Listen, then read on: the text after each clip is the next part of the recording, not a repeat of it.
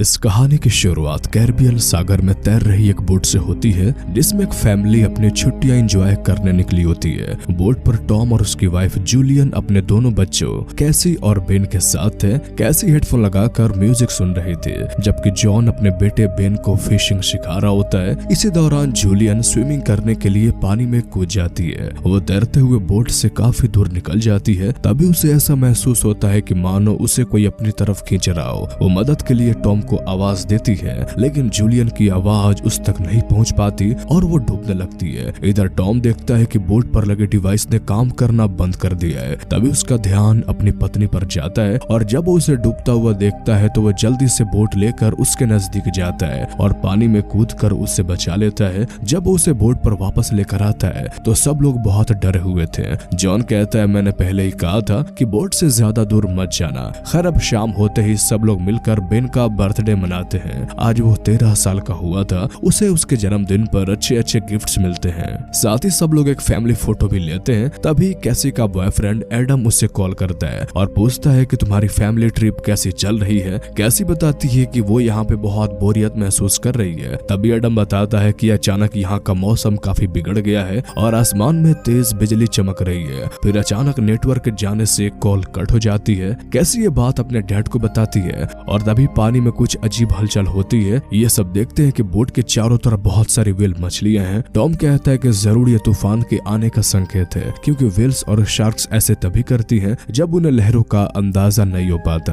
तभी एक बड़ी सी व्हेल बोट के नीचे हिस्से को टकराती है और फिर टॉम चेक करने के लिए पानी में उतरता है ताकि वो ये पता लगा सके कि नीचे कोई डैमेज तो नहीं हुआ है। लेकिन जब वो ऊपर आता है तो उसके कंधे पे चोट लगी हुई थी। जूलियन घबरा कर पूछती है कि नीचे क्या हुआ था। टॉम बताता है कि पता नहीं, जब मैं पीछे मुड़ा तो अचानक ये चोट लग गई। लेकिन इससे भी बुरी खबर ये है कि हमारी बोट नीचे से डैमेज हो गई है और इसे फिक्स कर पाना पॉसिबल नहीं है, इसीलिए हमें अब मदद की जरूरत है। फिर जूलियन उसका जख्म सिलती है, क्योंकि वो पेशे से एक डॉक्टर है। इसके बाद कैसी अपने फोन से मदद बुलाने की कोशिश करती है, लेकिन नेटवर्क जा चुका था। फिर जूलियन रेडियो से संपर्क करने की बहुत कोशिश करती है, लेकिन हर कोशिश नाकाम हो जाती है। इस बात से टॉम बहुत ज्यादा निराश हो जाता है। उसे समझ नहीं आता कि वो अपनी फैमिली को कैसे घर लेकर जाएगा। फिर अचानक उन्हें किसी चीज के आने का सिग्नल मिलता है। ये लोग बाहर जाकर देखते हैं तो पता चलता है कि आसमान से कोई चीज नीचे गिर रही हो। ये देखने में शायद कोई उल्का पिंड लग रहा था। टॉम किसी तरह बोट को चलाने की कोशिश करता है, लेकिन तभी एक और एस्ट्रॉयड उनकी बोट के बिल्कुल नजदीक गिरता है, जिससे ये लोग बाल बाल बच जाते हैं। फिर पता चलता है कि ये कोई उल्का पिंड नहीं बल्कि एक सैटेलाइट है जो किसी कारण से नीचे गिर रही है। इससे पहले कि ये लोग कुछ समझ पाते हैं, अचानक तेज हवाएं चलने लगती हैं और समंदर में तेज लहरें उठने लगती हैं। ये लोग तुरंत अंदर आकर चीजों को समेटने लगते हैं। टॉम सभी को लाइफ जैकेट्स देता है, लेकिन तभी सबके सिर चकराने लगते हैं। जूलियन की नाक से खून बहने लगता है। तूफान इतना तेज था कि सबके सब बेहोश हो जाते हैं। अब अगली सुबह जब इन्हें होश आता है तो जूलियन देखती है कि उसका पूरा परिवार सुरक्षित है, लेकिन इनकी बोट पूरी तरह टूट चुकी थी। उसके अंदर मछलियां और बहुत सारे कीचड़ जमा हो गई थी। टॉम को कुछ समझ नहीं आता और जब ये लोग ऊपर जाकर देखते हैं तो पूरा नजारा बदल चुका था। अचानक समंदर का सारा पानी कहीं गायब हो गया था और अब ये लोग बहुत ही विशाल डेजर्ट में थे। टैम मैप और कंपास के जरिए इस पूरी घटना को समझने की कोशिश करता है और उसे पता चलता है कि धरती के दोनों पोल्स की डायरेक्शन बदल चुकी है। नॉर्थ पोल अब साउथ बन चुका है और साउथ पोल नॉर्थ। इसकी वजह से समंदर का सारा पानी दूसरी तरफ शिफ्ट हो गया है और इस बदलाव की वजह से बहुत सारे इंसान मारे जा चुके होंगे। ये सुनकर कैसी रोने लगती है। उसे एडम की बहुत चिंता हो रही थी। अब ये लोग भी इस डेजर्ट में फंस चुके थे, इसलिए जूलियन सारा खाना इकट्ठा करने लगती है, जबकि टॉम अभी भी रेडियो से संपर्क करने की कोशिश कर रहा था। उधर बैन एक ऊंची पहाड़ी पर जाकर बैलून बांधकर हवा में छोड़ देता है ताकि अगर कोई आसपास हो तो उन्हें देख ले। कुछ देर बाद रेडियो पे उन्हें एक आवाज सुनाई देती है। ये आदमी बताता है कि मेरा नाम नो है और मैं एक छोटी सी सबमरीन का कैप्टन हूँ। टॉम कहता है कि हमें तुम्हारी मदद चाहिए। कैप्टन कहता है कि मैं तुम्हारा मदद नहीं कर सकता हूँ, मैं भी तुम्हारी तरफ फंस गया हूँ। टॉम पूछता है कि तुम्हारे हिसाब से ये सब कैसे हुआ। कैप्टन बताता है कि ये पोल्स के बदलने से हुआ है, लेकिन मेरी कैलकुलेशन के मुताबिक पोल्स एक हफ्ते में अपनी जगह पे वापस आ जाएंगे और इस बार जो वेव्स आएंगी वो बेहद ही खतरनाक होगी। ये सुनकर जूलियन अपने दोनों बच्चों को सामान पैक करने भेज देती है। टॉम पूछता है तुम्हारी सबमरीन में कितने लोगों की जगह है। वो बताता है मेरा एक साथी मारा जा चुका है, इस इसलिए अब इसके अंदर 3 लोग ही आ सकते हैं। टॉम कहता है ठीक है, तो तुम मुझे अपनी लोकेशन बता दो ताकि मैं अपने दोनों बच्चों को लेकर सबमरीन तक आ सकूं। जूलियन भी अपने बच्चों को बचाने के लिए कैप्टन से रिक्वेस्ट करती है, जिसके बाद कैप्टन उनकी बात मान लेता है और उन्हें अपना लोकेशन बता देता है। टॉम उनकी नॉर्डिनेट को चेक करता है और कहता है कि हम तुम्हारे पास लगभग 3 दिनों में पहुंच जाएंगे। इसके बाद वो अपनी पत्नी से कहता है हम कल सुबह निकलेंगे क्योंकि हमारे बच्चों को बचाना हमारी पहली प्रायोरिटी है। इसलिए वो दोनों अपने बच्चों को यह नहीं बताते कि सबमरीन के अंदर केवल 2 लोगों की ही जगह है। अब ये लोग बोट में ही रात गुजारते हैं और सुबह होते ही जूलियन खाने पीने का सभी सामान इकट्ठा करने लगती है।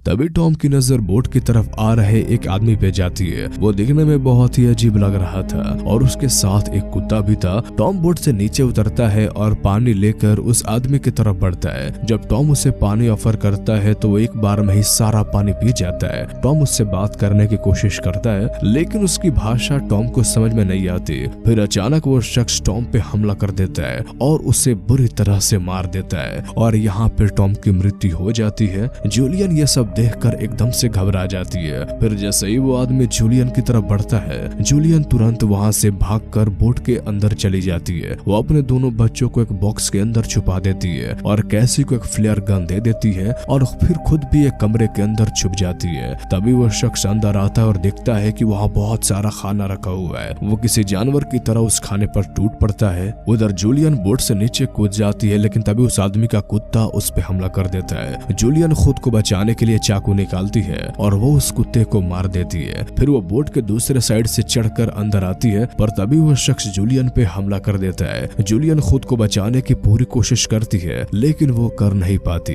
तभी पीछे से कैसी फ्लेयर गन से उस पे हमला कर देती है। फ्लेयर गन की वजह से बोट के अंदर आग लग जाती है लेकिन किसी तरह ये तीनों जरूरी सामान लेकर वहाँ से बाहर निकल जाते हैं। ये सभी टॉम के मरने पे बहुत ज्यादा अफसोस करते हैं। तभी जूलियन देखती है कि वह शख्स बोट की तरफ से भागा भागा इनकी तरफ आ रहा होता है। जूलियन अपने बच्चों को लेकर वहाँ से भागने लगती है और तभी बोट एक तेज धमाके के साथ ब्लास्ट हो जाती है। अब ये लोग किसी सुरक्षित जगह पे रुकते हैं लेकिन बैन खुद को अपने पिता की मौत का जिम्मेदार मान रहा होता है। जूलियन उसे समझाती और कहती है कि खुद को दोष देना बंद करो। तभी वो सन की आदमी फिर से नजदीक आता दिखता है। अब ये लोग फिर से भागने लगते हैं और बचते बचते काफी दूर आ जाते हैं। तभी जूलियन देखती है कि बेन को डिहाइड्रेशन हो रहा है और उसका पानी भी खत्म हो चुका है और उन्हें एक प्लेन नजर आता है जो शायद तूफान में क्रैश हो चुका था। ये लोग दौड़कर उसके नजदीक जाते हैं और देखते हैं कि आसपास कोई इंसान नहीं है। अब शाम होने वाली थी इसलिए जूलियन अपने बच्चों के साथ इस प्लेन में छुप जाती है। रात को जैसे ही कैसी टॉयलेट के लिए बाहर जाती है वो शख्स फिर से आ जाता है। वो कैसी पे हमला करने ही वाला होता है लेकिन तभी जूलियन पीछे से चाकू से उस पे हमला कर देती है। वो बार बार उस पे वार करती है और अंत में उस सन की इंसान की वहीं पे मौत हो जाती है। अपने पति का बदला लेकर जूलियन को एक अजीब सी राहत महसूस होती है। अब अगली सुबह जैसे ही ये लोग प्लेन से बाहर आते हैं तो देखते हैं कि उस आदमी के शरीर पे बहुत सारे जख्म हैं जो शायद किसी जंगली जानवर के होने के संकेत दे रहे थे। अब ये लोग वहाँ से आगे बढ़ने लगते हैं। तभी बेन को जो बहुत ही प्यासा है वो पानी पीने लगता है। जूलियन उसे ऐसा करने से रोकती है क्योंकि ये पानी उसे बीमार कर देगा। अब वहाँ से ये लोग धूप से बचने के लिए पास पड़े गार्बेज का इस्तेमाल करते हैं। जूलियन बेन को इंजेक्शन दे देती है। ये लोग सो ही रहे होते हैं कि तभी जूलियन को एक आवाज सुनाई देती है। वो बाहर आती है और देखती है कि बाहर कुछ है जो कि तेजी से उनकी तरफ आ रहा है। ये देख जूलियन अपने दोनों बच्चों को लेकर वहाँ से भागना शुरू कर देती है। ये लोग दौड़ते हुए एक शिप के नजदीक पहुँचते हैं जहाँ कुछ लोग कंटेनर से खाने पीने का सामान उठा रहे होते हैं। जब वे जूलियन और उसके बच्चों को अपनी तरफ आता देखते हैं तो कंटेनर के अंदर छुप जाते हैं और खुद को लॉक कर लेते हैं क्योंकि बहुत सारे केकड़े इनका पीछा कर रहे थे। उनसे बचने के लिए ये तीनों कंटेनर के ऊपर चढ़ जाते हैं लेकिन जूलियन जख्मी हो जाती है। उधर जितने भी लोग कंटेनर्स के अंदर छुपे हुए थे केकड़े उन सभी पे हमला कर देते हैं और उन्हें मार देते हैं। अब अगली सुबह तेज धूल भरी आंधी चलने लगती है। जूलियन देखती है कि वहाँ बहुत सारे हथियार पड़े हैं। ये लोग उन्हें उठा लेते हैं।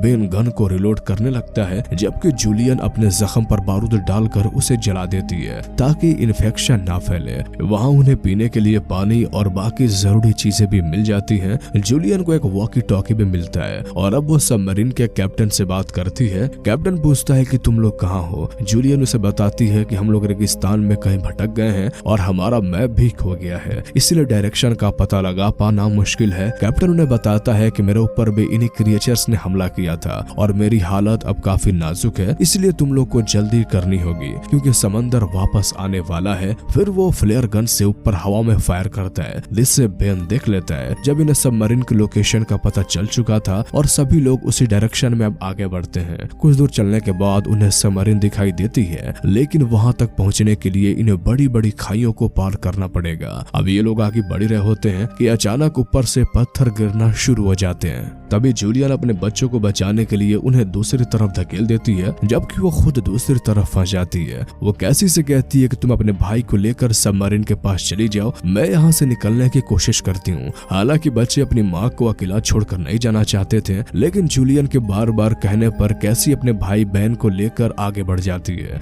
जब ये सबमरीन के पास पहुँचते हैं तो इन्हें कैप्टन मिलता है, जो काफी जख्मी हालत में होता है। वो कहता है कि लगता है अब मेरा समय पूरा हो चुका है, इसलिए सबमरीन में अब 3 लोगों की जगह है। ये सुनते ही कैसी अपनी माँ के पास भागती है, जहाँ जूलियन खुद को उन क्रिएचर से बचा रही होती है। कैसी उसे अपने हाथ देकर खाई से बाहर निकाल लेती है। अब सब लोग सबमरीन के पास इकट्ठा हो जाते हैं और इससे पहले कि क्रिएचर्स उन पे हमला कर पाते हैं, ये लोग सबमरीन के अंदर बंद हो जाते हैं। तभी इन्हें समंदर की एक बहुत बड़ी लहर आती दिखाई पड़ती है, यानी समंदर अपनी जगह फिर से वापस आ रहा था। इसके बाद सभी लोग खुद को अंधे से बांध लेते हैं और जैसे ही लहरें सबमरीन से टकराती हैं, ये सभी लोग बेहोश हो जाते हैं। होश आने पे जूलियन देखती है कि सब कुछ शांत हो चुका है और सबमरीन किनारे पे आ गई है। जब ये लोग बाहर आते हैं तो देखते हैं कि उनके सामने खंडर बन चुका शहर है, जिसे इस तूफान ने पूरी तरह नष्ट कर दिया था, लेकिन खुशकिस्मती से ये लोग जिंदा बच गए थे। और इसी के साथ ये कहानी यहीं पे खत्म हो जाती है। तो कैसी लगी आपको ये मूवीज एक्सप्लेनेशन, हमें कमेंट करके जरूर बताएं। और अगर आप इस तरह की और भी कहानियां सुनना चाहते हैं तो हमारे इस चैनल को सब्सक्राइब कर लें। तो फिर मिलते हैं आपसे अगले वीडियो में, तब तक के लिए गुड बाय।